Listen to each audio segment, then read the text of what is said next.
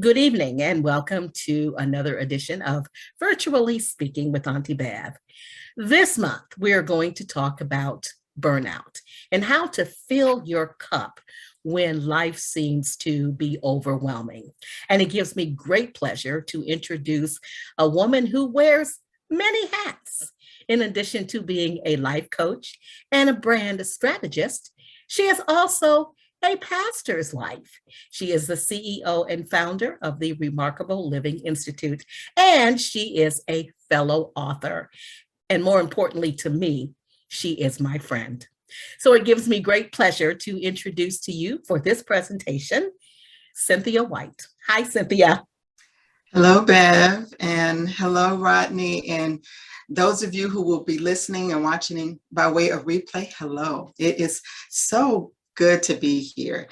Needless to say, when Bev reached out to me and asked me about this particular topic, without a doubt, I knew that I needed to speak on it, largely because of the way it has impacted my life, and also in my own business. It's one of the things I coach on and help women and leaders really live their life with a sense of grace and ease and live it from a restful place. And so when we think of all words matter, and when I think of the pandemic and how the pandemic has in a lot of ways brought this word to the forefront, and it's the word burnout. And I know and realize that many of you requested this particular topic, but it is something that is real, and it's becoming increasingly real in our lives in light of the insurmountable stress that we deal with and the different changes that have taken place. There really is no sense of normal anymore, and we are learning how to create a new normal. But burnout in and of itself, it creates unique challenges. So I think one of the best ways to really understand it, so I have a candle here. What do you all notice about this candle? It's purple. It's purple. Your favorite color. The color of royalty. Absolutely. It's on brand. It has a wick on both ends. It has a wick on both ends. So what happens if I try to light this candle on both ends, right?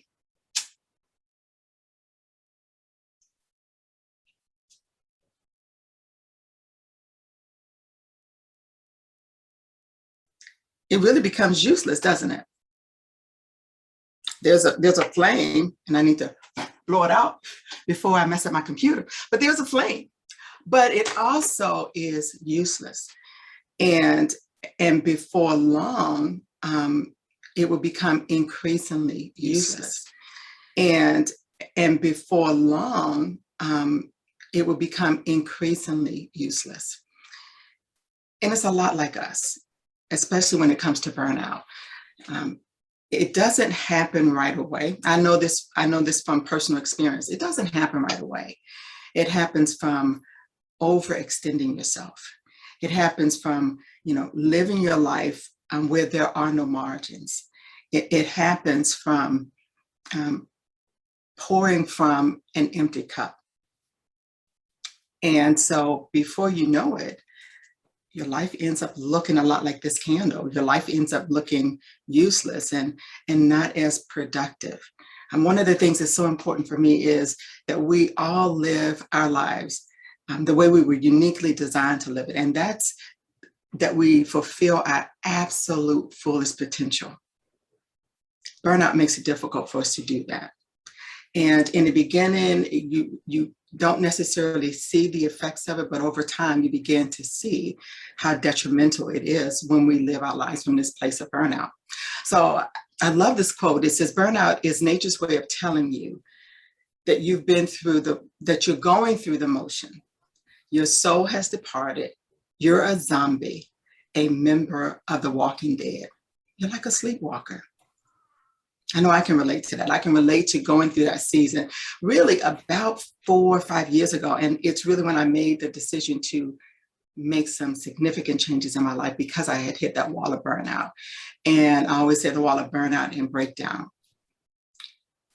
But again, our lives were designed to be remarkable. And for me, a remarkable life is a life that's full, that's meaningful, that lacks absolutely nothing. And it's worth the remark. It's worth someone seeing, it's worth someone taking note of, it's worth someone duplicating because of the impact and the influence that you are making with your life. Well, it's difficult to do that when you're in a state of burnout. So what exactly is burnout? I think we clearly know what it is from an electrical sense. You know, it's when that electrical device, it begins to overheat. And once it overheats, then it becomes dangerous because it could cause a fire. But in us, as humans, what burnout really is, it's that place of exhaustion where we are exhausted physically, we're exhausted emotionally, we're exhausted and spiritually.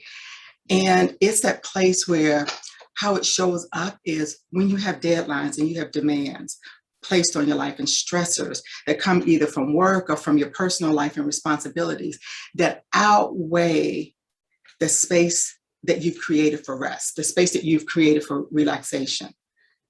Because oftentimes we're seeking out the recognition and rewards in life. Also, it's that sense of the combination of your life, your job, your daily routines that outweigh your circumstances. And it impacts, I should say, your outlook on your circumstances. It just really begins to skew how you see your life. It's also that place where you feel hopeless and helpless, you know, where you feel like you are at the end of your rope. And oftentimes it can lead to anger, it can lead to frustration, it can even lead to depression. And so the problem with burnout is that if it's not dealt with, then it really does impact our desire to show up, our desire to give our absolute best and reach our fullest potential.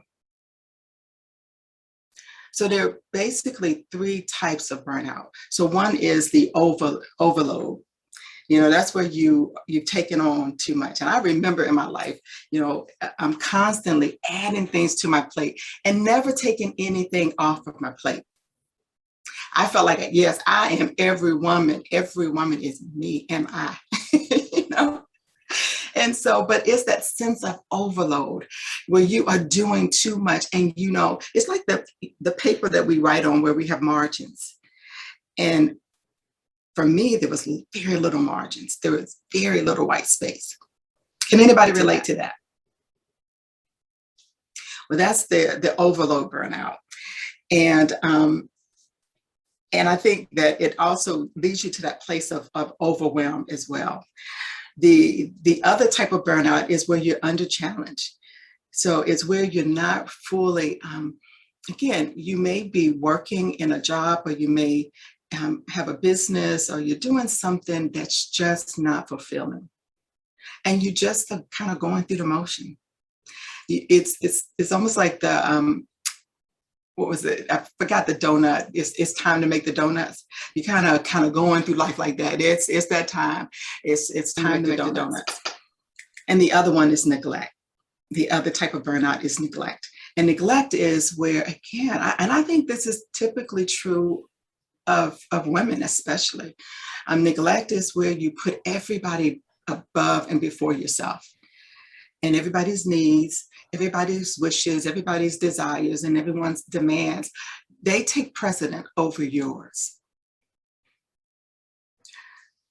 So again, I mentioned earlier how for me, this is not just something that I feel like is a topic that I speak on. It's one that I have lived. It's one that I have taken myself through the process of learning how to fill my cup. I've taken myself through the process of overcoming burnout. My philosophy now is I don't hustle and I don't grind. I simply align because I know burnout can kill you. And so even if it doesn't kill you physically, it kills you emotionally. Because again, you can't really enjoy life as you were designed to enjoy it. So I've been there. But I feel like Ayana Van Zandt, I have done the work, beloved. So I have done the work, but it has been just that. It's been work. So for me, any opportunity that I have to help people avoid burnout, sign me up. Sign me up. I am happy to talk about it and happy to point out here are the warning signs and happy to point out here are some strategies, here are some solutions so that you don't hit that wall of burnout and breakdown. But even if you do, then again, my desire is to share some things that you can easily implement into your life right now. So again, it's about learning to fill your cup, and I came across another quote. It said, it's not selfish to refill your own cup so that you can pour into others. It's not just a luxury, it's essential. It's a necessity. You could probably tell one of the things that I absolutely love is tea and teacups and teapots. And so I happen to have my cup of tea right here. And again, this cup means nothing to me if it's not filled with tea that I can enjoy. Otherwise, it's just an empty cup. The same is true with us and our lives. Again, we can't really live the life that we were designed to live. We can't make the mark and the impact and have the life of influence that we were called to live if we don't fill our own cups. If we don't look for ways to either avoid burnout, or perhaps if we are in a state of burnout, if we don't look for ways to overcome it.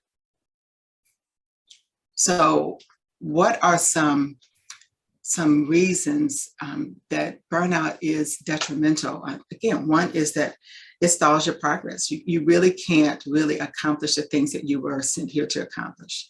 You can't live up to your fullest potential. I think the other thing, I feel like I experience this so well. You're just not as productive. You cannot get as much done. And that's not just because you've had some more birthdays. It's really because you're at this state of overwhelm. You're at this state of exhaustion. And here's the other piece. You just can't think as clear-headed.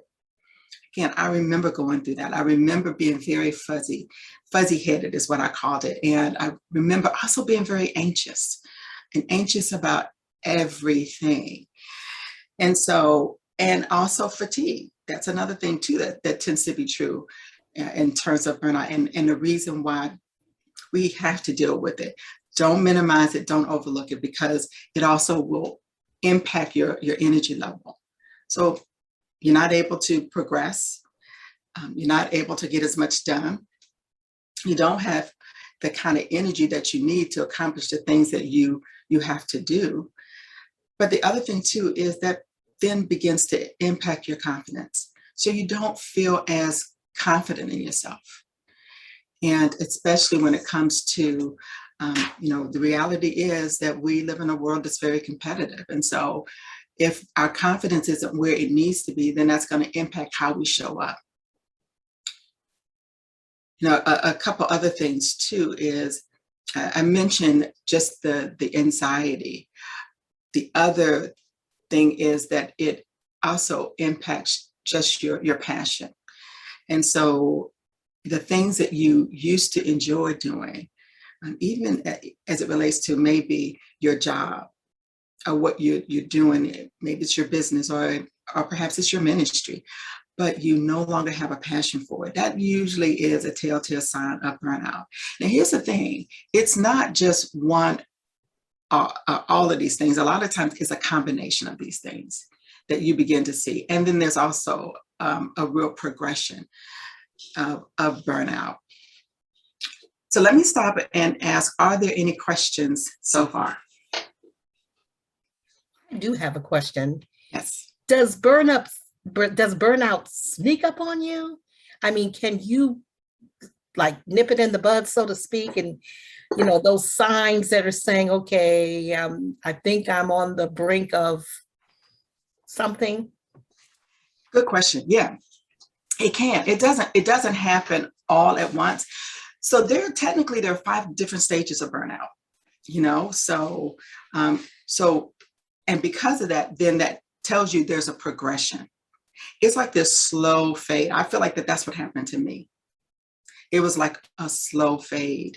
And I did not realize the extent of it until I hit that wall and until I hit that place of crash and burn.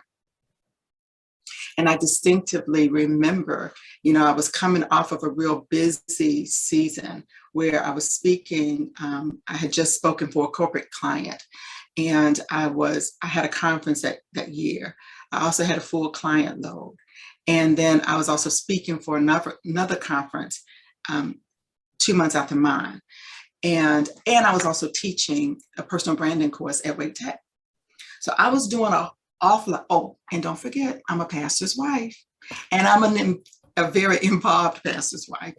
And so again, because I didn't pay attention to the signs, so for instance, I was starting to lose my passion, and I didn't see it right away. The fatigue, I just assumed, oh, it's just, I'm getting older, it's life. It's because of my children, whatever. And so it can be a slow fade. The first stage of it is that stage of just kind of needing to prove yourself. And so you begin to work hard at it. The second stage is you begin to start neglecting yourself. Again, remember I was talking about the fact that you begin to put everybody's needs over yours. So that's stage 2. The stage 3 is where you no longer see life or yourself or others as valuable. So you just really begin to lose just that passion, and you become apathetic. You can also become very pessimistic about life and about relationships. The 4th stage is the stage of where you start experiencing more of the inner turmoil, so that emptiness that you feel on the inside. The things that you used to enjoy, you no longer enjoy those things, and nothing has real meaning to you anymore. And also depression can also set in too. So that is the reason why it's important to pay attention to it. That's the reason why it's important not to minimize it, and not to accept and believe that this is how it's supposed to be. I remember when I I was diagnosed with ADHD. And like I always tell people, because people will always say, well, we all have a touch of it. And I always have to say, listen, I am the medicated one, And so when I went to a neuropsychiatrist, and one of the things I said to him, I rattled off a lot of the things that was happening.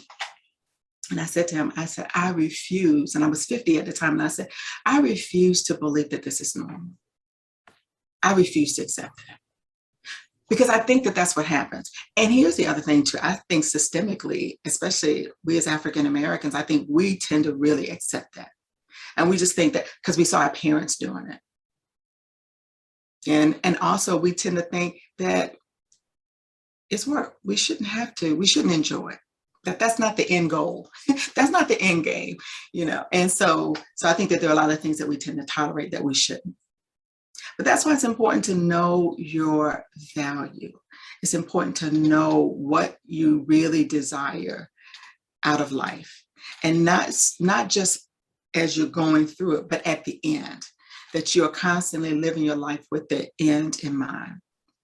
And when you start seeing a lack of and a loss of enjoyment for the things that you used to really enjoy, and things are starting to become mundane, you're becoming pessimistic, even physically, when you start seeing physical changes in your body, then it's important to really be a good student of yourself and a good student of your life, and ask yourself the question, is this how I want my life to end up?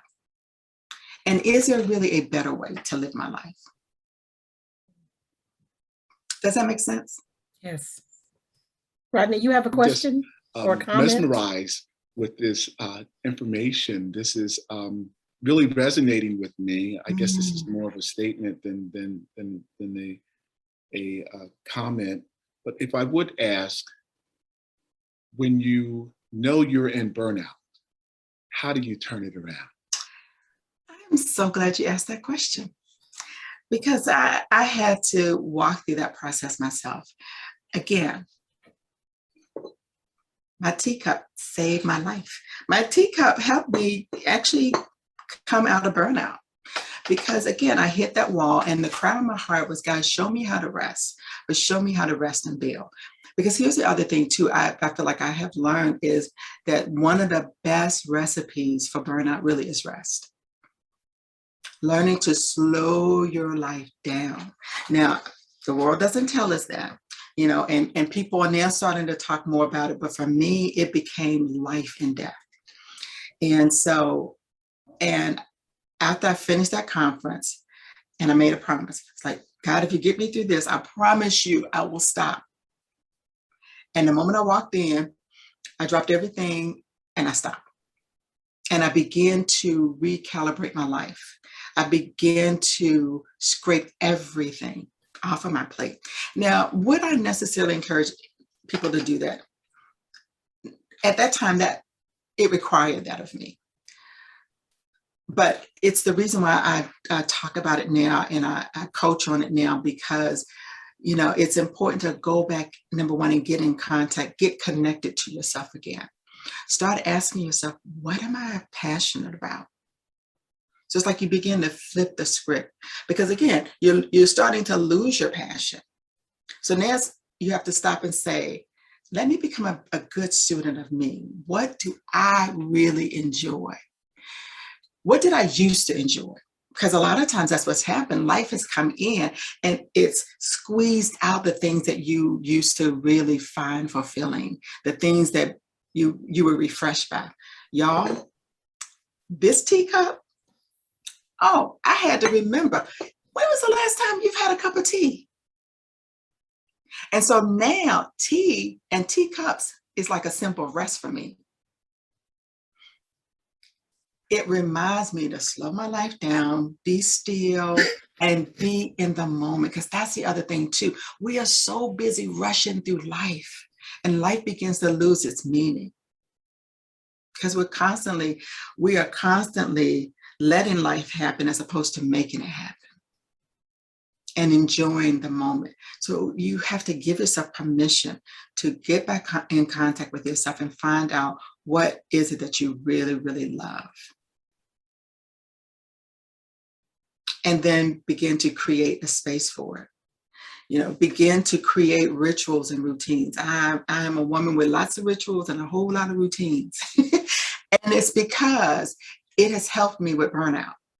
So I have my morning routines. I have the things that I will do first thing in the morning. I also have my evening routines, the things that I will do at nighttime to help me prepare to have a good night's sleep. Because that's the other thing too, is that burnout will also begin to kind of creep in. And before you know it, you're dealing with insomnia. And so I would tell my husband, I would say, I feel like I'm like a newborn. I wake up at 2:00 in the morning. Except I'm not looking for a feeding. I'm like wide awake and I cannot go back to sleep. And so and there was a season in my life where I allowed myself to believe, oh, I don't need a lot of sleep. Wrong. We need sleep. Our brain needs sleep. Because that's the other thing too. Burnout can actually impact your brain and even how you respond to things emotionally. And so that's one thing you have to do is to find what things inspire me. What am I passionate about? And then explore just the natural creativity. I believe that we all have aspects of creativity in us. But we lose that, especially when we become adults. And then when we become real adults, where we have houses, cars, mortgages, investment portfolios, we can easily lose that sense of creativity. The other thing too is begin to set boundaries, because that's the other reason why burnout has happened, because of not having boundaries. And I always use a description that I got from Henry Cloud years ago in his book on boundaries. And so the benefit of boundaries is that boundaries keep the good in and the bad out. So it's just like the property line. You know, there is a stake in the ground that's used to separate your yard from your neighbor's yard. And no matter how tall your neighbor's grass gets, and no matter how frustrated you get by it, no matter how many covenants they break, you still can't go over and cut the grass. Right? Because that's not your yard. So boundaries is about saying, this is my yard right here, and this is what I'm responsible for. This right here. So oftentimes the lines get blurred and we begin to, again, we don't have any margins for our lives, and we also don't have boundaries. So a great way to create boundaries is to learn to say, here's what I'm responsible to, and here is who I'm responsible for. We're responsible for ourselves. We may be responsible to people. Like you may be responsible to your boss, but you're not responsible for your boss. You're not responsible for the company. You may be responsible to the company. Does that make sense? Mm-hmm. Another word, because all words matter, is no. No. Practice with me. No. No. Say it with attitude. No, right? No, absolutely not. No. Again, complete sentence. We all know that, but sometimes we're so afraid to say no. So I'm a complete empath.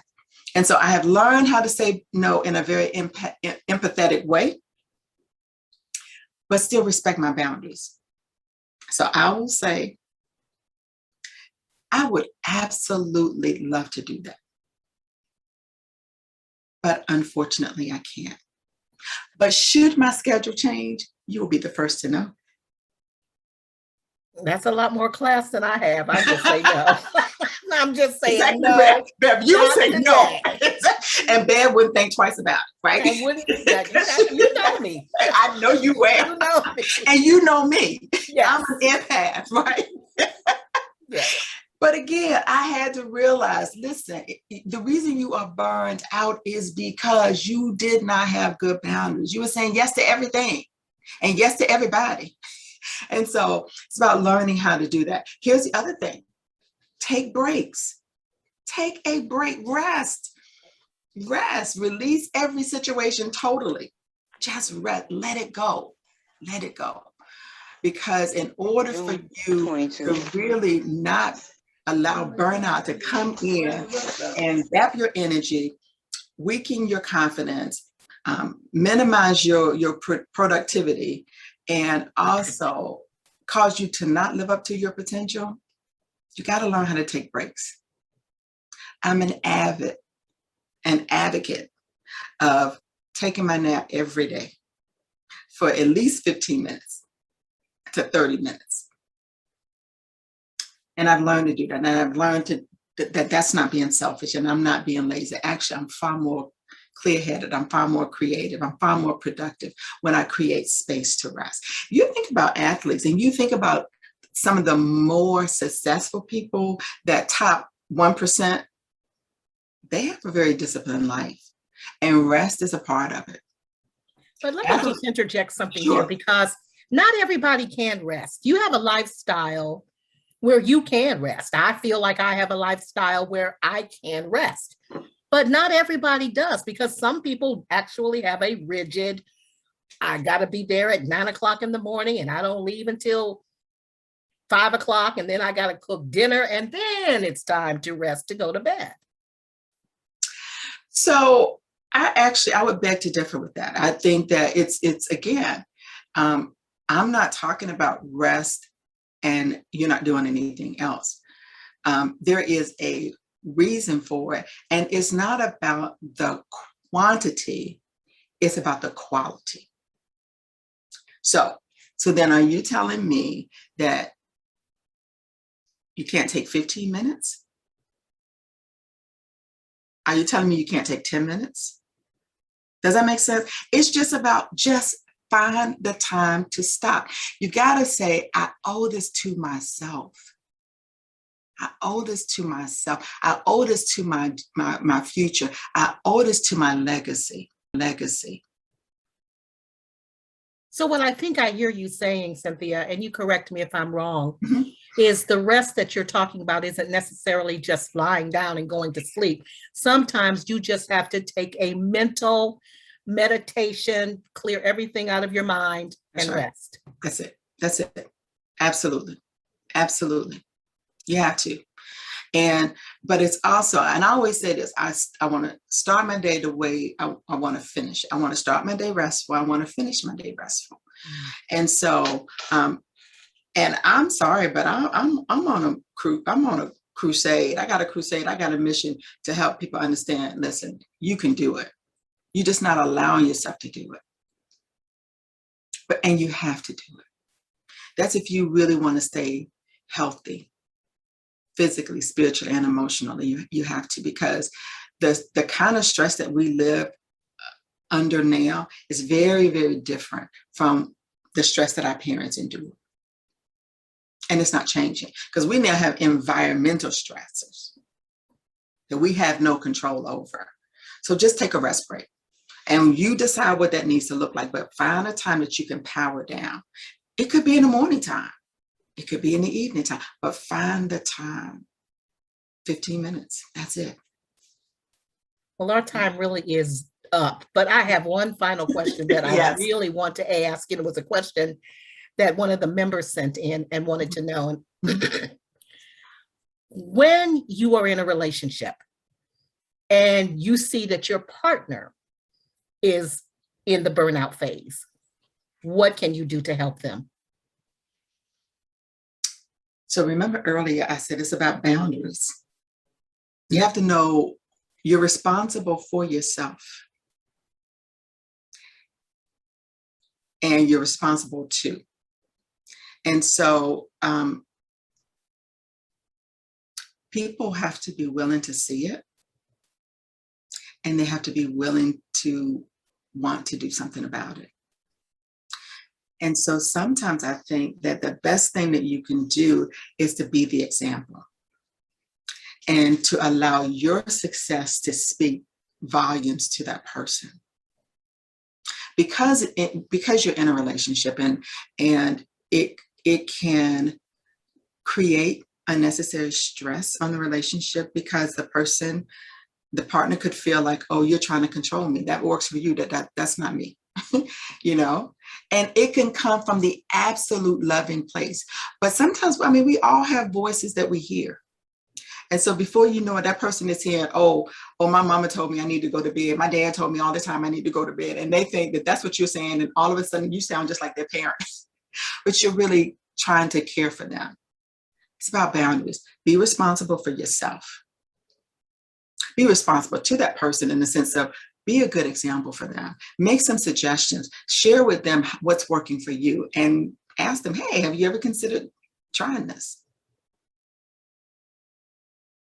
Because I think you have to tread lightly, especially if they're not open. If they're open to it, then absolutely share away. Okay. Marcy, I know you're on the call. Do you have any questions or comments? I know you kind of came in on the tail end, but do you have any questions you'd like to ask Cynthia? I do not, but I feel like I get enough rest. And like she said, wind down. I always do that in the evening. So I think I might be okay with this, with the rest thing. Okay, very good. Rodney, one final comment from you. Thank you. And I intend to fill my cup. Yay! And I raise my cup to you, Rodney. Well, you have to know you're responsible for yourself. And you're responsible too. And so people have to be willing to see it. And they have to be willing to want to do something about it. And so sometimes I think that the best thing that you can do is to be the example, and to allow your success to speak volumes to that person. because you're in a relationship, and it can create unnecessary stress on the relationship, because the partner could feel like, oh, you're trying to control me. That works for you. That's not me. And it can come from the absolute loving place. But sometimes, I mean, we all have voices that we hear. And so before you know it, that person is hearing, oh, my mama told me I need to go to bed. My dad told me all the time I need to go to bed. And they think that that's what you're saying. And all of a sudden you sound just like their parents, but you're really trying to care for them. It's about boundaries. Be responsible for yourself.